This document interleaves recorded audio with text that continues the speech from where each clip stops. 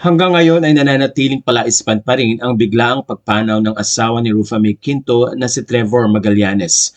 Maraming mga netizen ang nanghinayang dahil nagkakaroon pa nga ng proseso ng diborsyo ang pagsasama sa pagitan ni Rufa May at ni Trevor, na umaasa din ng mga ilang mga fans at family ni Rufa May na magkakabalikan sila. Pero sa mga balitang ito nga, marami ang nalungkot dahil napakabata pa daw ni Trevor dahil sa nangyaring ito. Ayon sa ilang mga fans, 35 years old pa lamang si Trevor, kaya naman ang panghihinayang ay ganun na lamang. Sa isang pahayag ay sinabi ni Rufa May na iwasan muna ang pagbabahagi ng ilang mga news o balitang hindi totoo. Ilang mga dahilan kasi ang kumakalat na tila nagpatiwakal daw ang nasabing asawa ni Rufa May.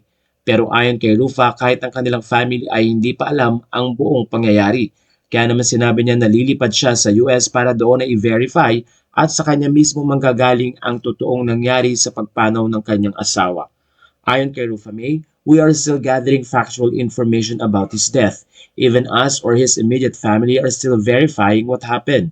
So we kindly ask his friends or anyone to stop spreading fake news or mere speculations about his death.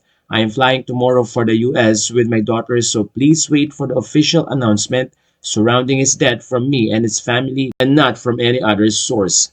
Sa puntong ito ay umaasa naman ng mga kaibigan ni Rufa May na magkakaroon ng maayos na information upang hindi nga kumalat pa ang mga fake news na ibinibigay sa social media. Naiwan ni Trevor si Rufa May at ang kanilang anak na si Athena. Marami namang mga kapwa-artista ang nalungkot sa nangyaring ito at nagbigay nga sila ng condolences para kay Rufa May. Ilan na dito ay sina Rufo Gutierrez, Eric Santos at iba pang malalapit na kaibigang tulad ni Navina Morales, Sunshine Cruz at mga kapuso stars na kasama rin ni Rufa May sa nasabing network. Sa puntong ito ay inaasahan naman na magiging sensitive ang mga fans at followers sa pagbibigay ng balita tungkol sa nangyari sa pamilya ni Rufa May.